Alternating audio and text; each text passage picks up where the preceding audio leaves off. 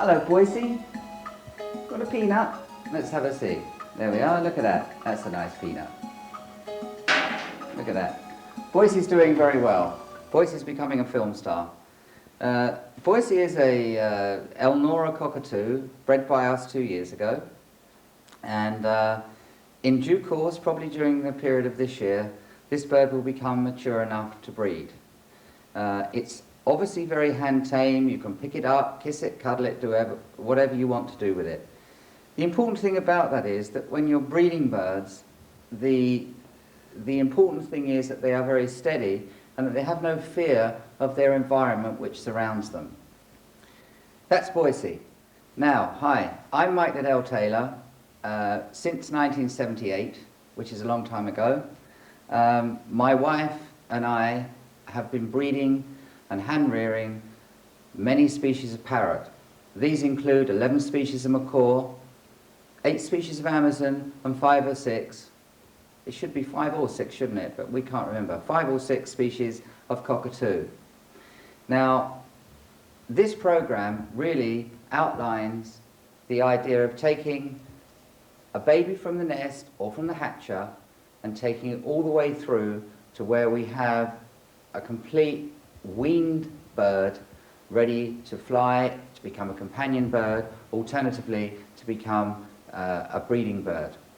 What is very important is that you don't decide to hand-raise baby parrots and to breed parrots purely for profit, because the actual return on that per hour is very much less than you would earn as a barmaid at your local pub.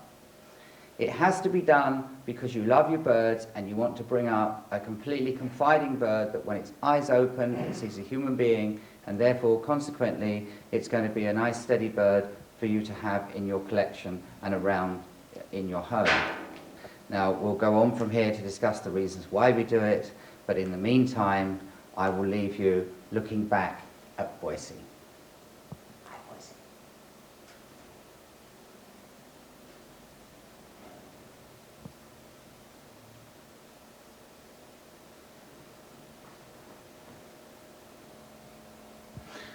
So, why hand rear in the first place? Well, there are several reasons for this.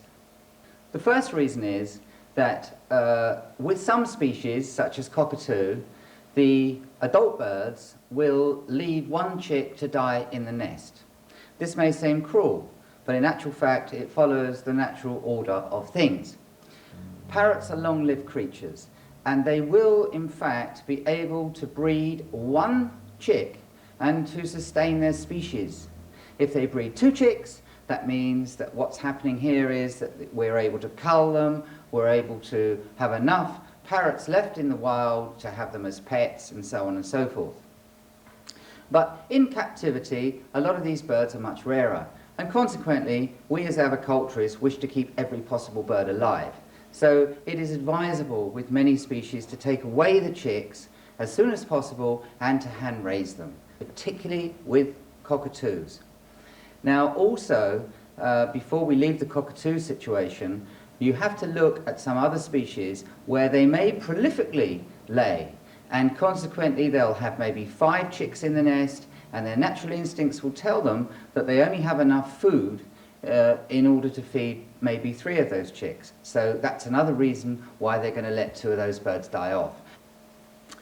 Another reason for taking away birds from the nest is for what we call parrot production. Now, parrot production is something that you get involved in when you try and become very commercially involved. So what you're looking at is to get maximum production from your pairs, so that once you've taken the first eggs or chicks away, the parent birds will lay again, and possibly even on a 3rd occasion during a season they'll produce for you. The last reason that we consider important, and probably the main reason for this particular program, is the taking away of chicks or eggs for hand raising to the pet market, or the companion bird market as it's now called. We no longer need to take these birds from the wild. There are many, many of these species in captivity, such as African greys, blue and gold macaws, many species of Amazon, and we're able to take away the chicks and hand raise them, and they become very, very good pets. The first thing we've got to do, if we're going to hand raise these babies, is to take them away from the parents. Now the problem with that is that the parents don't want you to necessarily take the chicks away. It's not because they'll feel unfortunate about it afterwards. It's simply because they have a natural instinct to protect their young. And what are we going to do? Well, here we have a cutaway nest box, and in it we can probably see a chick in the bottom here waiting to be taken away. What's actually going to happen is that even if you tap on this nest box lid here, a little tap like that, normally with most species, particularly with African greys and probably with Amazons, you're going to find that the parent bird will walk away up the ladder and enable you to put your hand in. Unfortunately, what's also going to happen is that as you take your hand out, you're going to find the parent bird attached to it. Now that can be a very painful exercise. It may lead to an amputation. So what we're actually going to do is look at two different ways of doing this. The first way is to simply insert a piece of board into a box like this, which is the grandfather clock type used by many breeders, in this fashion, and then we're going to pull away the chick. What happens with the larger birds, such as cockatoos, which can be very aggressive indeed, and particularly with macaws, is that they're not going to go away, they're going to stay there and fight it out to the death.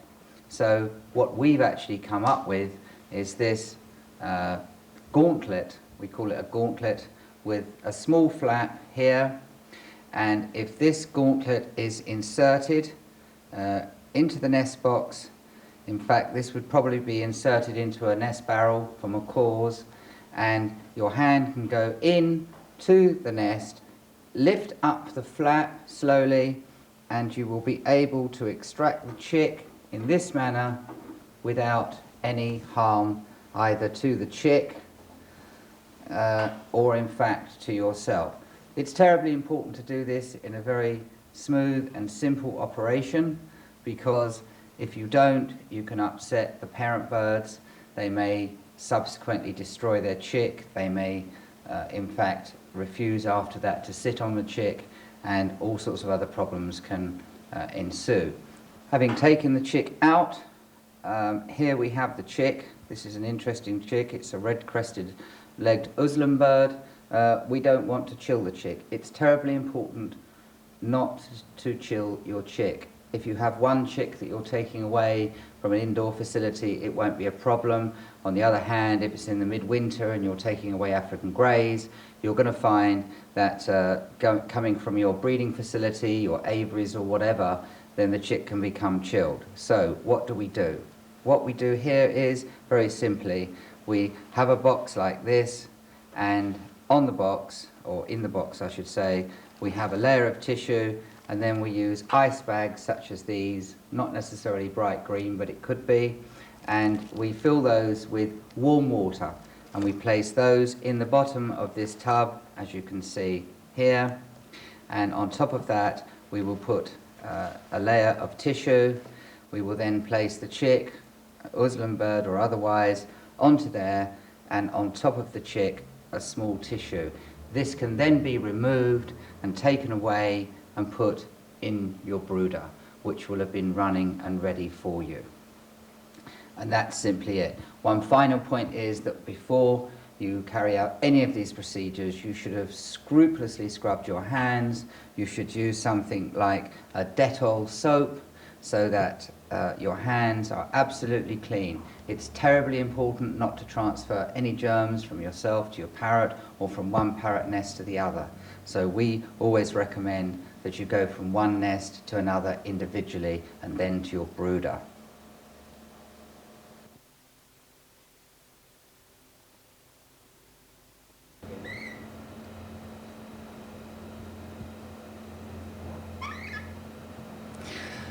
Right, we're going to assume that now we've successfully taken away the chick from the parents, that in front of us we have a living being.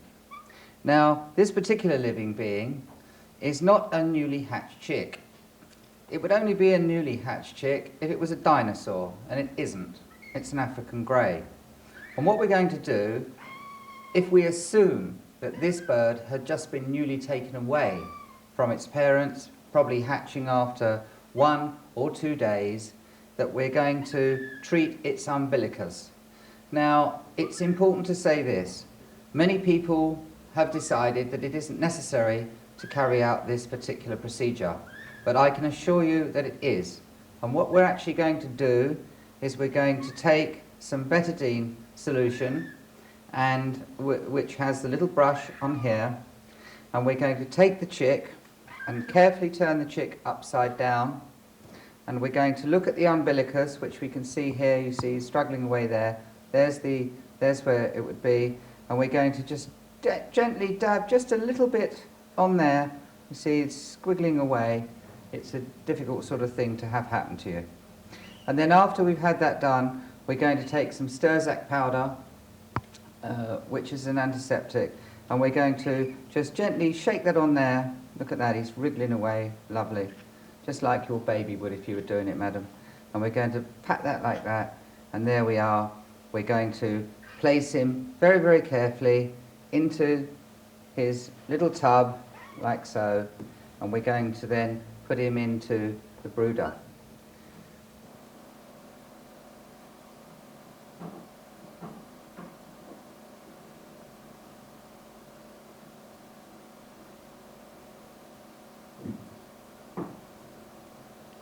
Now we've placed the chick in the brooder. It's important, of course, that the brooder would have been running for 48 hours prior to you using it. What the temperature that you should really be looking for is about 36 centigrade. This is the ideal temperature for one single chick.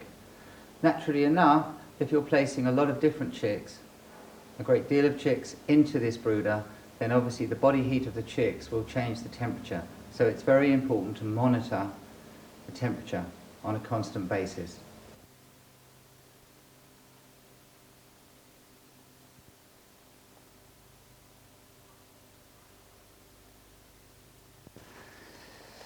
Right, let's look now at brooders and related equipment. It's essential, of course, to have a reliable brooder. In the past, we used brooders which we made ourselves. But as time went by, a number of companies, including this particular one here, Curfew, started to produce brooders which were essentially correct for the brooding of baby parrot chicks.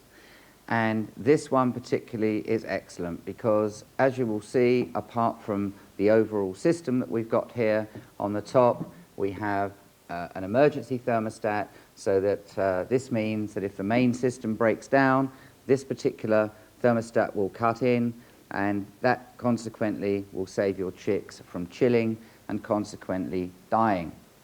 Now, the other very important point is where you locate this brooder. Many people obviously are what we call kitchen top breeders. All the brooders will be in the kitchen and so forth and so on. One of the problems with that is that when visitors come, and often they'll have children with them, what happens is that children are very attracted to the flashing lights on the front of this piece of equipment. And in the past, we've had terrible accidents whereby children have come in and turned this machine up. The heat has actually killed the chicks. Very disastrous. What we do these days is we nail all children to the floor when they arrive, and then let the parents look at the baby chicks. Ideally, if you have a separate room, a spare bedroom, or even as we do, a room completely separated away from everything else, that is the place to locate your brooders. Very, very important, the location of your brooder. Out of the sunlight, in a nice, even temperatured room. Very important indeed. Moving on from that, we now look at the next piece of equipment you're going to need, and that is going to be a reliable thermometer. Now, today we have this type of thermometer available, which is a digital readout type. Very easy to read. The problem with them is, for reasons that aren't clear to anybody, that they can give you a plus or minus of 1 or 2 degrees, which is actually not too good. So what we do is we take this type of thermometer, which is a mercury thermometer, and we check these particular pieces of equipment against this. Then, by sticking a piece of masking tape on here, you can mark these up, plus or minus, whatever they happen to be. Some will be accurate, but many, many aren't. Right, the next thing is we're going to have some tubs to put our chicks in. A variety of plastic type containers, such as these, will do the job just fine, particularly when the birds are quite small. What we're going to do initially is we're going to use kitchen roll to put the chicks on. We don't recommend you use shavings, and there are a variety of other types of material that people use, such as nappy liners. The problem with nappy liners is that they have a fibre in them which can become easily twisted round the bird's legs, so it's absolutely essential to use kitchen roll. It is very expensive because you'll be using lots and lots and lots of it, but it's highly hygienic, and it's also, they're very disposable, and one lost chick would have paid for many, many hundreds of packets of kitchen roll. Now, as the chicks actually progress and they grow older, we'll move up through the different sizes of tub until we get to quite a large chick where we'll use a different type of tub altogether. And in this instance, what we'll use is something like this. It's easily cleanable, and in the bottom of this, we have got a wire mesh grill, as so, which will easily accommodate the chick. Another essential item of equipment is a reliable weighing device. Now, here we have a sliding mass balance. This will in fact weigh as little as half a postage stamp. And not only is this highly reliable, but they are reasonable in cost to purchase. However, again, people prefer these days to use something like this, which is a digital scale. Now, one thing I must warn you against is don't buy a cheap variety. The cheap variety that you'll buy in your local store for weighing vegetables and other household items are no good whatsoever. They're not accurate, they're not sufficiently accurate, whereas this particular type, made by O-House, which is the same manufacturer as this, is a piece of scientific equipment. Again, it will weigh as little as a half a postage stamp. They are expensive, probably as much as £350, but the results will be well worthwhile. Now, it's important to weigh your chick on a daily basis, and the chick should gain weight every day until the point where you come to weaning. Now, at weaning stage, your bird will start to lose weight because it's preparing for flight. In the period before that, a chick will put on approximately 15% each week, about 10 grams. And it's important that this is monitored carefully. If the chick doesn't put on weight, then this is an obvious sign that something is actually wrong. And finally, the correct time to weigh your chicks is first thing in the morning, immediately prior to the first feed, when the crop should in fact be empty.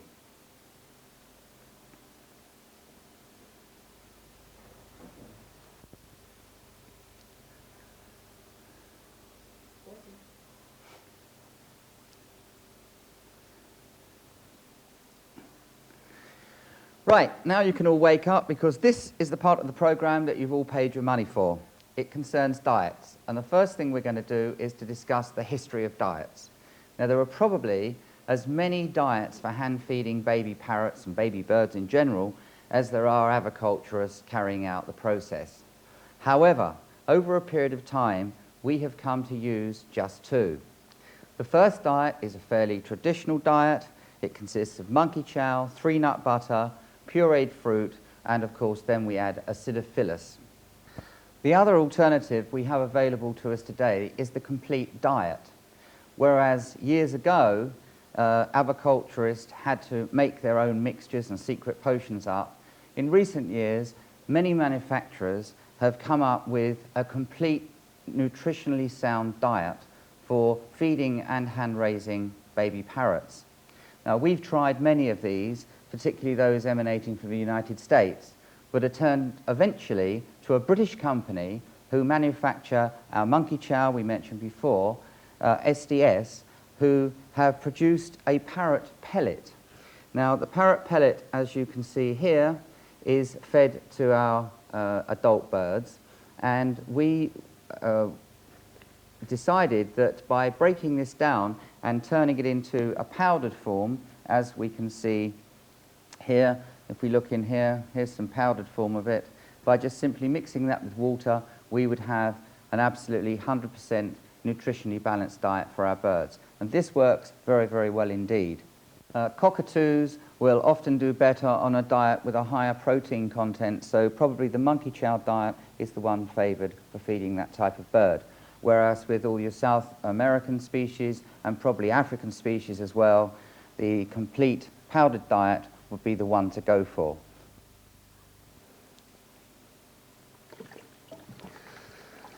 Before actually proceeding to prepare our diets, it's essential that we clean and scrub our hands thoroughly, probably using a very good antiseptic, a good antiseptic soap.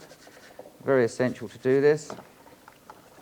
Also, all your utensils, of course, have to be just as thoroughly cleansed. It's ideal if you can put your bowls and other items, such as your syringes, into a washing machine. But if you don't actually have a washing machine, then a good soapy hot wash will do the job just as well. And always remembering that afterwards to soak your bowls in something like Milton sterilizing fluid, which is used for babies. Now, the other thing is, having cleaned all your utensils, there's no point in putting them down on a surface that's not equally as clean.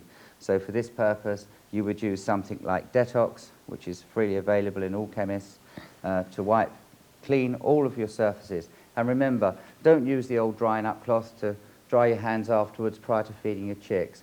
It'll be full of all sorts of unwelcome bacteria, and we don't want that. Refer always back to the kitchen roll, which is the most hygienic form of cleansing your hands and drying them off. Right, now we're booted and suited and suitably scrubbed up, we can start looking at the preparation of our diets. The first diet we'll do is the original one of the monkey chow, 3-nut butter, and the pureed fruit. Now, the basic ingredient of this is our monkey chow, which we have here, and as you'll see, this is a fairly hard type of biscuit. What we do is we soak this for several hours in order to add it into our blender with the other ingredients. And here, as they say, is some that we prepared earlier. As you'll see, after 2 or 3 hours, that will be nice and soggy like that. We take 4 parts of monkey chow, like so, and we add that into the blender. 1, 2, 3, 4. That's it, that'll do nicely. We take 1 part of 3-nut butter, like so, which we add also into our blender, and then we take 1 part of pure fruit, which we add in. That'll be about one part there, like so. Now to this we add some boiled water, but not boiling. We boiled the kettle earlier, so we won't do it again for you, but just to give you an idea, we'll pour some of that in there like so. Kettle won't fit back down, never mind. And we'll add that in there and blend it.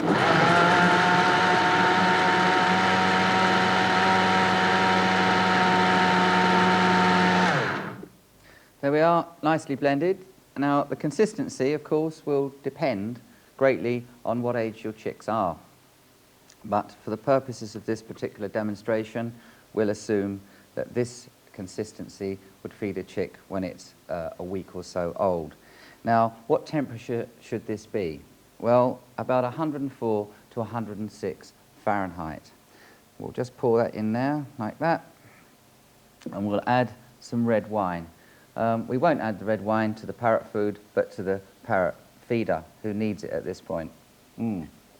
Lovely, very good stuff, that.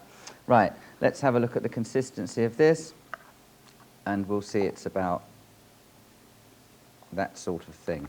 Now, what are we going to feed the chicks with? Well, there's a number of utensils we can use. Some people prefer a spoon. These little medicine spoons are quite ideal, particularly for small chicks. If you don't wish to use a spoon, and we prefer syringes. Two sizes are used at Parrot Park. We use this small one, the 5mm one here, for very tiny chicks, and as we move on to larger chicks, we'll be using a slightly larger syringe. In fact, these are lamb feeders, and you'll be able to obtain these from the type of places that sell farming equipment, and there will be one in your area.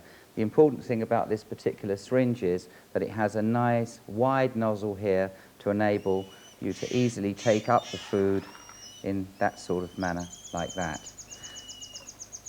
There we are, straight into the chick's crop. Regrettably today, the water coming through your tap is not to be trusted, and it's very important, especially when we're dealing with livestock, to reduce some of the chemicals and other poisons that will be existing in your tap water. Chlorine, sulfate, zinc and cadmium are just a few. Also, in some areas, nitrates can be a major problem. Now, there are a number of filters available today, and here we have a few of those. The simple form is the jug filter. This particular jug filter has the advantage that with this special filter, one is able to reduce greatly the amount of nitrates. As I say, in some areas that can be a major problem. The problem with the jug filter is that if you have a large number of birds, of course, keep filling this all the time will be very time-consuming business. So we can move on from there to this type of filter here, which can be simply attached to your tap, can be taken to your bird room or left in your house to give you also domestic supply of good, clean, healthy water. Now, the point is that if you have a large facility and a great deal of birds, you're going to need a large amount of water. So I would recommend this type of filter. This type of filter fits under your sink, is plumbed into your system, and has its own individual tap like this, which will give you as much water as you're going to need in those circumstances. And of course, again, it will suit your circumstances in domestic use and make your whiskey and water taste even better. Okay.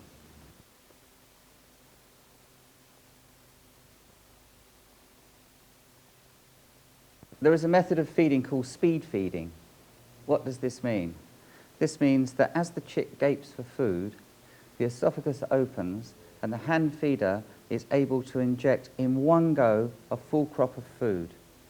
This is ideal where one is feeding 50 or 60 chicks, because obviously it cuts down the time involved. But this is not a method that we would recommend you to use until you feel fully confident and have probably hand-reared a number of chicks. As a general rule, allow the chick to go at its own pace. Do not overfill the crop and do not allow the chick to chill. In the past, it was considered necessary to allow the crop to completely empty before the next feed, but this is not actually so. It is, however, necessary to ascertain that any food left in the crop has not become impacted, or that the chick is unwell or suffering from digestive problems. It will quickly become apparent how long each feed takes to pass through your particular chick. With newly hatched chicks, 2.5-hour feeds are given, but they cease at 1 o'clock and they don't begin again until 4 or 5 o'clock in the morning. Feeding through the night is a thing of the past. Feeds gradually reduce as time goes by, and a rule of thumb would be as follows. For the first 2 days, we'll feed our chicks every 2.5 hours. That is, except between 1 a.m. and 4 a.m. During the next 8 days, we'll feed every 2 to 3 hours, excepting between 1 a.m. and 7 a.m. After 10 days, your birds should be on 5 feeds a day, and thereafter they'll be on 4 feeds until finally we get to 1 feed a day just prior to the weaning period. Now, the consistency of the food is important. For the first 2 days, we'll be looking at mixing it so that it resembles clarified butter. And during the following 8 days, we'll be looking at it so that it resembles pureed baby fruit. For the remaining period, mix your food so that it forms soft peaks as you're dipping your spoon in and out of it. And that consistency will take you right the way through until you've finished. As we have already said, delivery of food to the chick may be achieved in a number of ways. Commonly, a metal spoon with bent-up edges is used, but many bird keepers today prefer to use a syringe. Plastic medicine spoons, such as used for children, are ideal in the first few days of a chick's life. With larger chicks, I have seen paper cups used with great success by American aviculturists. Again, the hygiene aspect is underlined, since the cup is used only once. The hand feeder should, at all times, feel comfortable with the tools of his or her trade. It is essential that the food is fed at the correct temperature, that is, 104 to 106 degrees Fahrenheit.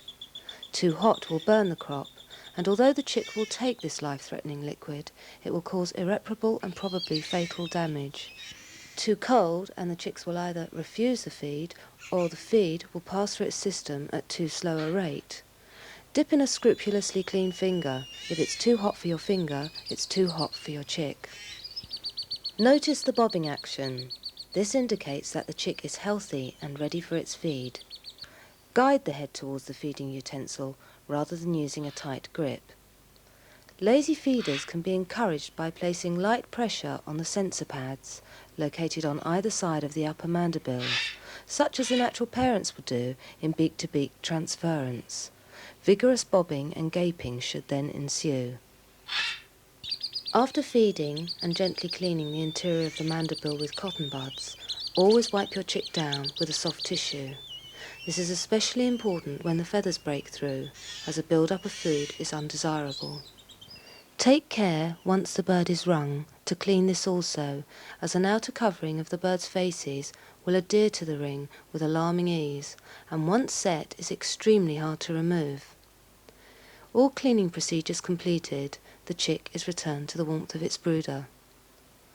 Remember, where a number of chicks of the same age are resident in your tub, they may be removed and fed in one go, but where chicks of vastly varying ages are involved, individual removal and feeding is recommended.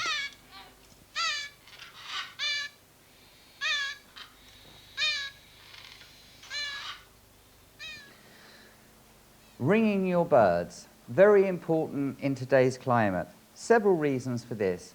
First of all, we have the anti-avicultural group. The anti-avicultural group make life very difficult if we're trying to move birds from one country to another. But where captive breeding can be established, then this isn't a problem. And if your bird carries an identity ring, a close band, then obviously we can see that these birds have indeed been bred in captivity. Now, the other advantage is that it will enable you to keep yearly records of what you're breeding. It will enable other breeders who buy your birds to know who bred the bird and where it came from. Now, the other thing is, let's look at types of rings available. Commonly used in this country are aluminium rings. Aluminium rings are fine for small parakeets, but when we're talking about macaws, amazons and cockatoos, but specifically the larger macaws, the aluminium band is chewed out by the bird on a regular basis, and consequently, after a short period of time, we're going to find that the information that's contained on that ring has worn away. And furthermore, especially with a species such as the hyacinth, or maybe perhaps even the green-winged macaw, we're going to find that the bird will actually bite that ring off. So what we use at Parrot Park is a ring from America from a company called DL Products, who produce stainless steel bands. Now, these stainless steel bands are impossible to remove. They will wear forever and ever and ever, and it is possible to have your date, your name, and other information you want imprinted onto that ring. What we also need to know is at what period banding should take place. Well, it's commonly recommended in most manuals and journals you'll read that 16 days is the optimum period. What we have found is that it may often be a little later. Another small point I would make to you is that where you're banding birds that have been left in the nest with the parents, that by banding the birds, that the parent birds will mutilate the chicks. This, in our experience, has never ever occurred, even with species such as lorikeets, which have been notorious for mutilating a chick after you have interfered with it. But we have banded lorikeet chicks in the nest with the parents, and that problem hasn't occurred.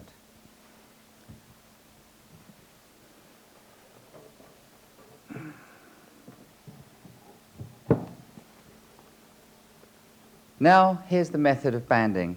We've taken the chick out, we'll select the correct size of ring.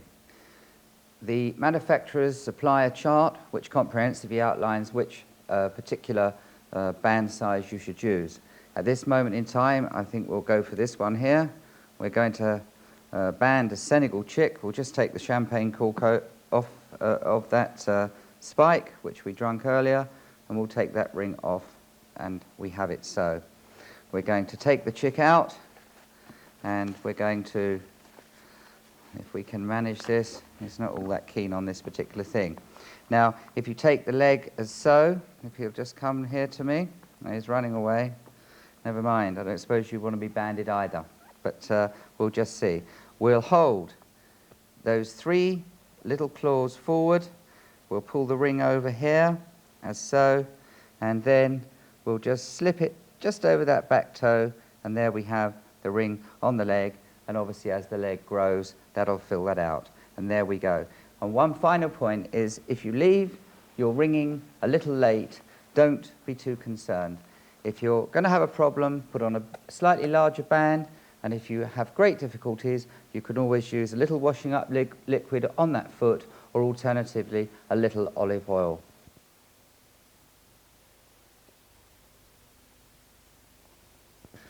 Right, at about 10 or 12 weeks of age, your bird will be ready to be transferred from its brooder into what we call the nursery cage. Now, the nursery cage is important. It needs to have a large door for access so that your hands can go easily in and out to pull the bird in and so forth. And also, you'll need to have a good perch. Now, when we start off, we'll use the perch very low, and gradually we'll move that perch up. A few words here about the perch. Use a natural perch, because the bird stands most of the time, well, it wouldn't lie down, but it would spend most of its time on its feet. So we use a natural perch, and what we're using here is perch holders, these little devices here. These enable us very easily to move the perch up gradually as the bird progresses and becomes older. Now, the next thing to do is to look at the diet when you're weaning the bird. And here we have a selection of all the foods that we will use. Let's look at the components that are in our particular diet. First of all, we look at flake maize, we have peanuts, we have SDS, monkey pellets, we have also some safflower, we have mixed millets, we have sunflower, which is whole sunflower, not the type you're probably generally used to. These have had the shells taken off them, and they come from whole food wholesalers. They're also available from your whole food shop locally. In addition to that, we'll use pine nuts and a variety of fruits and vegetables. The fruits and vegetables that we particularly use are carrot, apple, these peas, then we use some orange, some cooked beetroot. We have used beetroot before, which is natural beetroot and has not been cooked, but we find the birds don't take to it so readily, so we cook this beetroot, and finally some sweet corn. What do we do with this? What we do is that we have a mixture of all the seeds, and we mix it with the fruit to give us a semi-wet and dry mixture. To that semi-wet and dry mixture, we add some mineral and vitamin supplements called Pet Chef. Now, I'll just show you how we put that all together. Here we have a bowl, you can see this is a bowl, of a ready mixed diet. What happens now is that we add some of this into this bowl here, and we add some of all of these fruits and vegetables in like so. Incidentally, while I was just discussing with the Pope's brother the monkey pellets, they're in fact not monkey pellets. This particular item here is in fact the parrot pellets. And so there's an error that we've overcome. Now we put all the fruit in like this, a few vegetables going in, like that, and we mix all that together to give us the wet and dry mixture that I've told you about previously. And when we've done that, we add a small scoop, according to the manufacturer's recommendation, of Pet Chef, liberally sprinkled on there like that, and there we are. And then we put that into our small bowl here, like that, and that will give your bird the necessary weaning food. We also, of course, at this stage, start to give the bird water, filtered of course, and we place that in the cage where the weaning process is taking place. Now, in addition to this mixture, which incidentally can also be fed to your parent birds, very nutritious mixture, ideal. You might even want some yourself. We also feed some banana. The reason we don't mix the banana into that particular mixture is because banana is a far more liquid type of fruit. So we will simply add at some point a couple of pieces of banana, and there we go. Now, one thing to remember is that we have never ever used soak seed to wean our birds. Many breeders recommend it, we've never used it. With this wet and dry mixture, they have all the liquidity that they are going to require. And over a very great number of years, our success in breeding birds has never been impaired by the lack of soak seeds. It isn't necessary. If you follow this recipe, you'll do just fine.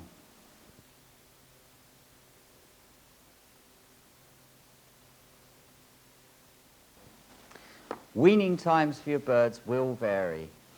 It's very important that you don't try, as some breeders do, to abruptly cut off the last feed.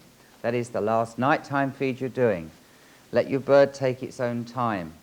Obviously, you don't want to go along where the bird's 2 years old and it's still feeding. Although we've had birds, particularly with something like a hyacinth macaw, which will still take a syringe feed even at 2 years old. But we say, let them take their own time, let them wean off gently, and that way you have a hand-reared bird which is a lovely, confiding, tame, and trustworthy pet. Now, what times should you really be looking for? Well, with macaws, you're looking at about 12 to 16 weeks. With cockatoos, especially the larger ones, you're talking about 12 to 15 weeks. And with Amazons and greys, probably 8 to 12 weeks.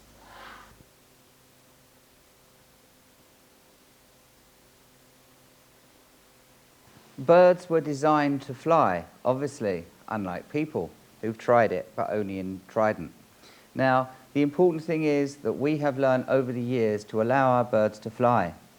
So once the weaning stage has taken place, the slimming process has happened, and the bird is flapping its wings and it's ready to go, we allow them to go into a nursery flight. In that nursery flight, they will fly around for 2 or 3 weeks. After that period of time, what we're going to do is we're going to clip one wing. All you do is you just simply lift the wing and carefully cut the flight feathers from here down to here. You leave the last 3 primary flights. And there we are. Leave the last 3, and as the last feathers fold back, you'll see that the bird visually looks no different than it did previously when it had all its flight feathers. That will just simply stop the bird gaining height and flying into your window.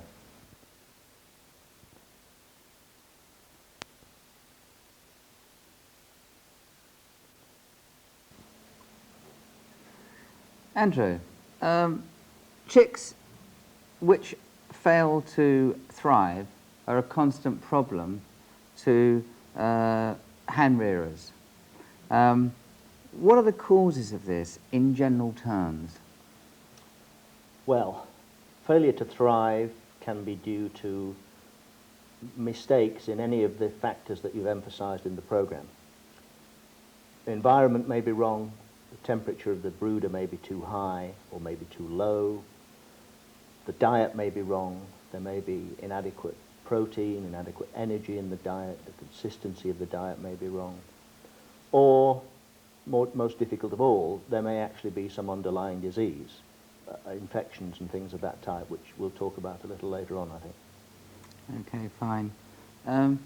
With some of these problems, obviously we're talking about having the diet correct. We're talking about having the housing in a correct manner and so forth.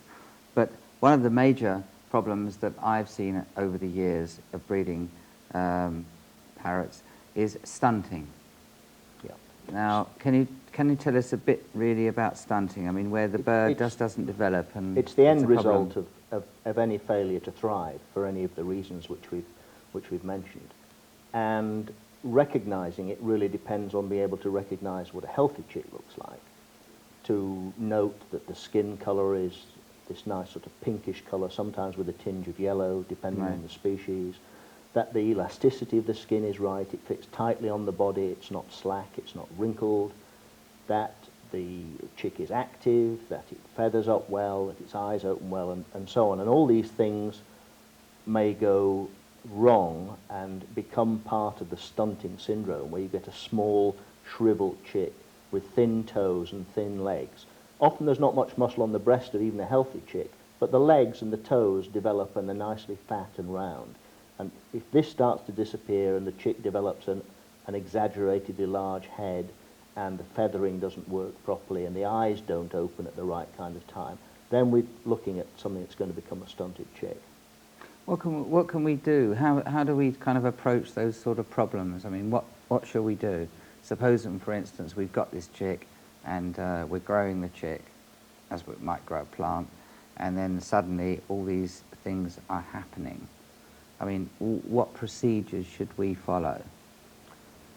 Well, we need to investigate the thing from the beginning, and you really need to get to it as early as possible. You need to recognize the early signs. And we look again at the diet. We'll check that the temperatures really are what the thermometers say that they are by using another thermometer and double checking and moving it around inside the brooder and making sure that all the temperatures are smooth and even. We haven't got hot spots in the brooder or cold spots in the brooder and so on. And that we're lowering the temperature gradually at the right rate, not too quickly and not too slowly as the chick develops, and so on. That the diet is right, that the ingredients contain what we think they should contain, they are correct, there's nothing wrong with them, and so on. We're mixing it right, and all these things. And eventually, if all else fails, start looking for active disease. Okay, fine. So really, having gone through all those procedures, I mean, can we look at probably if we can perhaps find out what's wrong with a chick, have we got a good chance of putting the problem right, or is it a lost cause? No, we have got a good chance, but time is of the essence. It is absolutely crucial that these things are tackled very early. Right. Because birds in general, when they're sick, go downhill very quickly. Right. But tiny chicks go downhill extremely quickly, and you really only have 24, 36 hours as a rule in the early stages to sort this out before you lose the chick. So in fact, if we attack the problem early and we get in there quickly and investigate what the problem is, find out what the problem is, and then we can do something about it. That's right. That's great. Andrew, one of the major things that people frequently ask me is when do eyes open, and how do eyes open, and are there problems with eyes opening and all that sort of thing. At what sort of age would we expect the eyes of a chick to open, and if they don't open, what might the problems be? Well, it's very variable, but generally it's said that from 7 to 14 days in small species, and some of the smaller cockatoos like goffins and so on. And then in the larger birds, Amazons and macaws, 14 up to 21 days is a reasonable period. Right. If they don't open or don't open properly, And particularly if they don't open to reveal the eye where you expect it to be. In other words, if the eyelids open above the eye or below the eye. Yes. This is very much part of the stunting syndrome that we've just been discussing. Right. And of course, at 21 days, the feathering should be starting as well. So all these things happen about the same time. If eyes don't open properly, it may, of course, be just a sign of a particular problem in a particular eye, and then attention to that, if necessary, bathing it very gently on a daily basis to get it to open, just as in a kitten or a puppy, is perfectly reasonable. So it's a bit like humans, really. What we're really saying is that there are obviously defects in parrots, because lots of people expect a parrot to be perfect. They expect it to behave perfectly. They expect everything to work perfectly, rather like a clockwork toy. And in fact, rather like humans, that isn't always the case. Oh no, they're far from perfect. We see many problems of this kind. That sort of leads us onto a fairly regularly asked question, and a fairly common proposition within aviculture and bird keepers generally, and that is crop stasis. Let's say that's the crop not emptying. It's quite common in many birds, and particularly with a lot of parrot species. If this does occur, what would be the likely causes for it, and what action should be taken? That's right. It's one of the first signs and one of the first things that the hand rearer must notice, must be aware of, which may lead on to much greater problems within a day or two. So it's very important that he notices this happening quickly, that the crop is not emptying at the right time, and he can't get the feed in because the crop isn't emptied from the feed before, and so on. There are many possible causes for this, and they fall really into 4 categories. One is fairly simple in that the crop becomes impacted. This simply means usually that the water and solid fractions of the diet separate out. The chick absorbs the water, either normally or because there's something else wrong with the chick and it's dragging more water out of the food. And the food sets almost like a hard lump in the bottom of the crop. And this then blocks emptying of the crop, and the chick cannot digest this food. There may actually be a true obstruction, as can happen if there are lumpy particles in the food, or even in the nest if the parents feed a chick too large an item of food, or particularly when chicks are reared on unsuitable substrates like wood shavings and nylon matting and so on, that chicks can pull out fibres and swallow bits. This sort of stuff can become balled up in the crop and simply block the exit. The crop itself may become diseased. It may get infected with things like fungi. Candida is something that we've all heard about. And lastly, the crop may become atonic. This can be due to over-distension by being fed too large amounts at one time, or as a result of some injury to the muscle of the crop, and the commonest form of injury is a burn from being fed too hot food. Okay, fine. We've got a lovely word there, atonic. I mean, what does that actually mean for us simple people? Can you explain Atonic means to describe a muscle that's lost its tone. Right. It's weak, flaccid, unable to function properly, and it doesn't respond to normal nerve impulses. Okay, fine.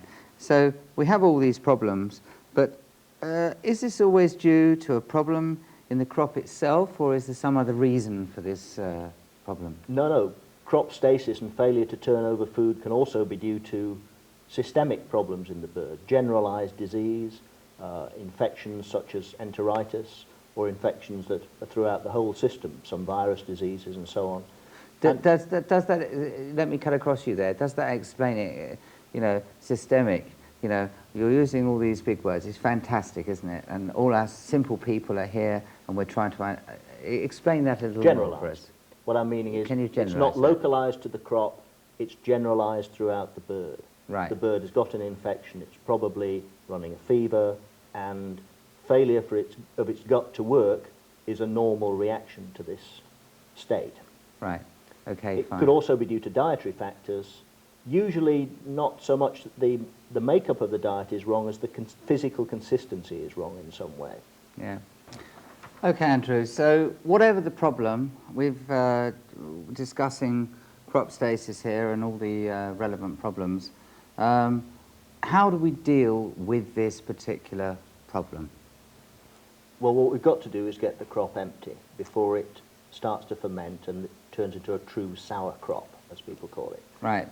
We've got two approaches to this. The easiest and the one to try first is adding a little warm water or saline into the crop, massaging the contents back into solution again, and trying to give the bird time to pass it on itself.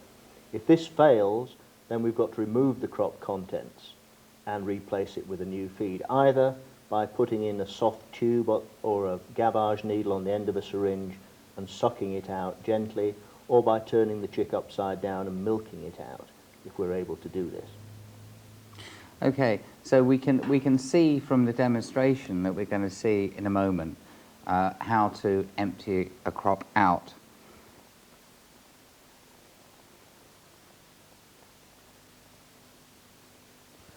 Manipulate the chick's crop, giving a thorough but gentle prod. Does the crop content still have a supple fluid feel? Does it have a gummy consistency and hold its shape for a few seconds when you squash it? Was it empty at the previous feed? Does the chick appear to be healthy? If so, you probably only need to give a warm liquid top-up, as Andrew explained earlier. This should do the trick, and you will find the crop empty next feeding time. Thereafter, adjust your diet to prevent a reoccurrence. If this process does not meet with success, or perhaps the crop was too full to begin with, we would then recommend the soft tube method shown here. It is important that the operator has the benefit of an assistant. Depending on the particular problem, you may need to introduce a small amount of fluid into the crop, thereby making withdrawal easier. Ensure that the tube is inserted down the esophagus into the crop, not the trachea, and frequently check for its presence. This chart will explain.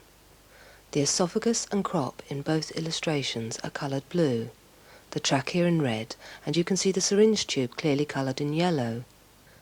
A little moisture applied to the tip of the tube will aid insertion. Guide the tube over the tongue and down the esophagus. The chick will possibly gape or swallow. This will help you. You can now fill the tube in the crop. Inject a little fluid, then withdraw some crop content. Repeat the process until the crop is clear. As Andrew advised, you may now need to rest the crop, followed later by a liquid feed, adding medication if required. Remember, your vet is there to help you. If in doubt, call him out. Having emptied the crop, having actually successfully emptied the crop, how do we proceed from that point? We've got the crop empty, it's been a problem, but now we've got it empty, and what do we do from there? Well, the consideration now is, what do we feed the bird next? And the important thing is to wait an hour or two till let the bird settle down, let the crop settle down, and then put in a very dilute feed in a small amount, perhaps mixed with some applesauce or something like that, and then sit back and see how the bird copes with that before we start to worry any further. Right. I mean, during that period of time, obviously the bird is probably weak.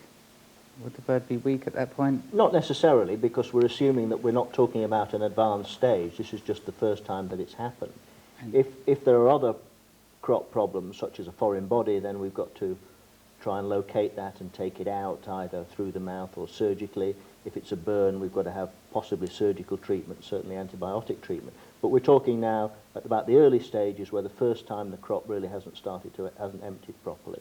And we'll wait and see what happens after a small feed now. If after that situation has occurred, for instance, we've emptied the crop, we've completely cleansed it out, and then we've applied the situations that you recommend. What would happen if that still doesn't go through? If it happens again, if it recurs after the next feed, then we've got to start looking deeper. If we've eliminated the foreign body, eliminated damage to the crop, then we've got to start looking into the background of the bird to see if there's the dietary problems or the infections that we talked about. And how do we sustain life during that period of time? I mean, what would be the simple answer? Well, if but by giving small, very dilute feeds. Right. If nothing will go through at all, then we have to resort to such things as giving subcutaneous fluids and artificially feeding the bird, and then it becomes a serious veterinary He's problem. doing that again, you see. What was that? Subcutaneous fluid. Subcutaneous, you see. Under the Very skin. good. Pardon? Under the skin. Under the skin fluids. Very good. And obviously, only a veterinarian can do this. Then it I becomes assume. a problem of intensive care in the clinic. But this you would see as a very unusual situation and something that wouldn't be a general occurrence with hand-raising baby parrots. This would not be some minor disorder in an otherwise healthy chick. This Right. would be a chick with serious disease. Right. So that would be something that the average person wouldn't really become involved with. One would hope not. I hope not. Yes. Okay, fine. Right. Let's move on to another question. Sometimes we see very large pendulous crops, particularly in macaw chicks. Can you sort of comment on that? Yeah, these do occur in macaws, and so people tell me Queen of Bavaria's very commonly at 2 to 4 weeks of age, Right. where the crop starts to overhang the breastbone and the chick simply can't physically empty it. And it's either a question of reducing the amount of food that's given to the chick, in which case it will simply grow more slowly, but if it's otherwise healthy it will grow, or strapping up the crop in some way, in what the Americans call a crop bra, to hold it up to the level that it can physically empty down into the stomach. I mean, what would happen in the wild, for instance? I mean, do these problems occur in the wild? Probably not, even though parent birds certainly feed much larger quantities of food than we do when we're hand-rearing chicks. It's an interesting point because, of course, we see lots of problems in hand-rearing birds that we don't see, we don't see in the wild, or don't occur in the wild. Well, we're not aware of them in the wild, and of course there are other factors that it's very hard for us to reproduce, such as the enzymes that the parents put into the food before they regurgitate it to the chick, and the type of foods that they're feeding. But of course, the survival rate of chicks in the wild isn't particularly high. Right. If it was, we'd be swamped with birds of all species, and we know that the average blue tit may produce 7 chicks, but it probably only rears 1.2 or something of that nature. Right. So we can all become very scientific and We can become a little too demanding of results, I think. Yes, yes. I think that goes back to what I was saying about, breeding birds in captivity and relating to the fact that, we have a situation where one bird would maintain the species, whereas in captivity we need to actually, or we want to breed, 5 or 6 chicks from that particular pair in every year. Okay, let's consider some other problems. Yes, we are starting to see 1 or 2. Missing toes, toenails, webbing between the toes, and various what we call atresias. He's at it again, atresias. Atresia is failure of a natural hole to open. It may be the ear, it may be the eyelid, it may be the back of the nose, it may even be the vent. Most of these are not particularly serious for the bird, although they can lead to persistent problems in later life, such as constantly runny noses and so on. Right. They just need watching out for. Very interesting. There we are. You see, we learn something every day. Right, let's have a look at another question here. Okay.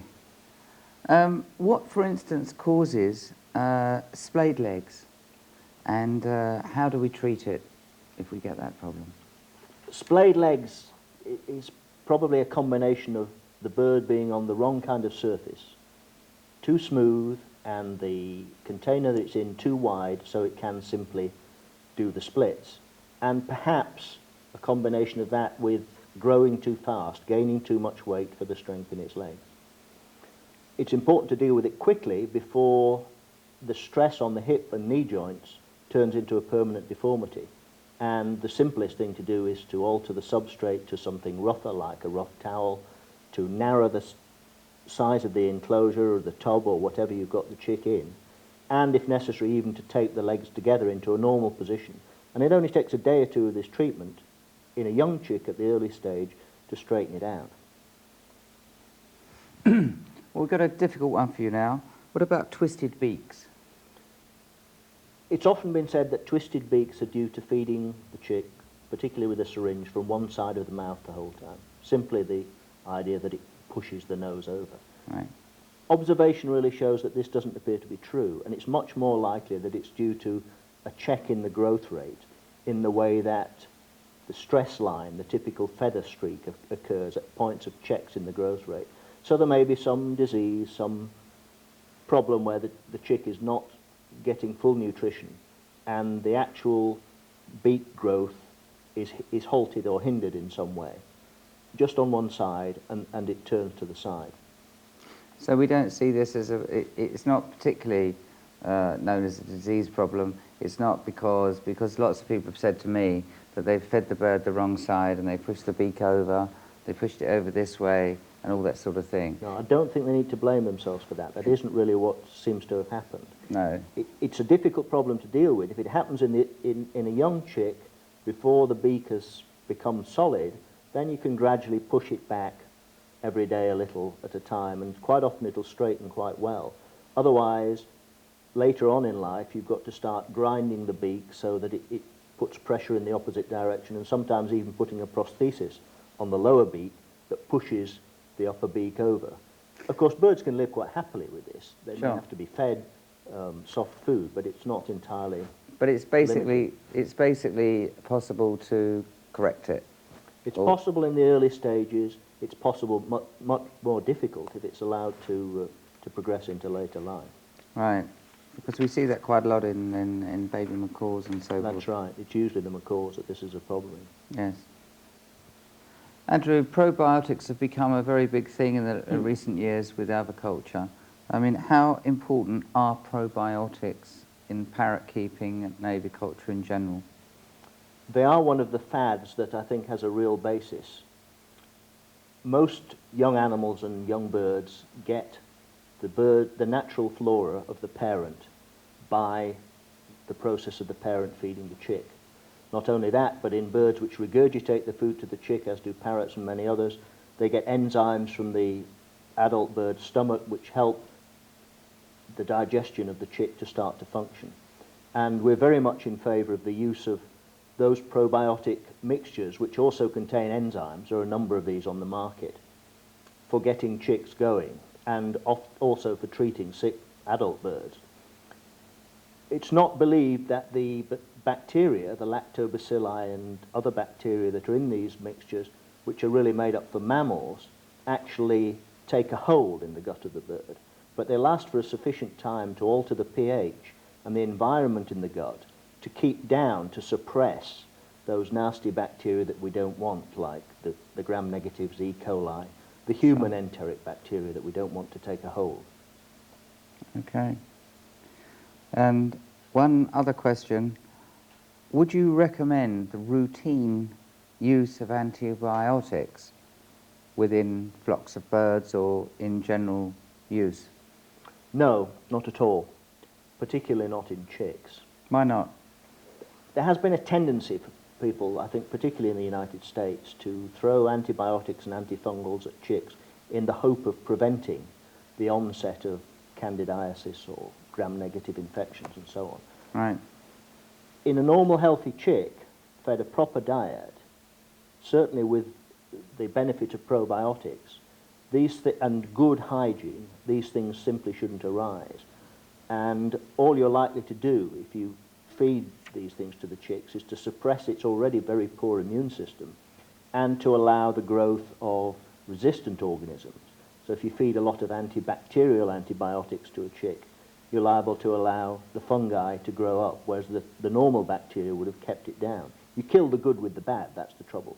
Right. So these should be reserved for the treatment of infections when they've actually been diagnosed and specifically targeted at those infections. Finally, Andrew, presumably infections and other sort of avian veterinary problems are much more of a problem in large-scale nurseries. Would you agree with that? That's certainly the case. We've seen some really rip-roaring infections going through big-scale nurseries. We have the trouble that parrots carry a lot of virus diseases, and in the adults these are not necessarily expressed in illness, but they can be passed to the chick through the egg and then spread from chick to chick, and the chicks become infected. So the crucial thing is that there is scrupulous hygiene, as you've emphasised throughout this programme, when handling chicks, so that nothing is passed from one chick to another. And in that way, we can hope to maintain a good disease-free environment. The bigger the scale, of course, the more difficult this becomes. Why do you think that in large scale nurseries it's a bigger problem than, say, in a small facility with people raising just a few chicks? The more chicks there are coming into the system, the more chance there is that there may be chicks from a pair of birds that are carrying disease. And obviously, the larger the system and the more concentrated your rearing environment, the greater possibilities there are for that disease to spread. So there you have it. There's Andrew Greenwood telling you all the veterinary aspects of hand-raising baby parrots, from the large facility right the way down to what you might be doing, 1 or 2 birds. Hopefully that will have been very useful to you, and I'm sure it will be useful to me when I watch this program once again. Thank you very much, and good night, Vienna.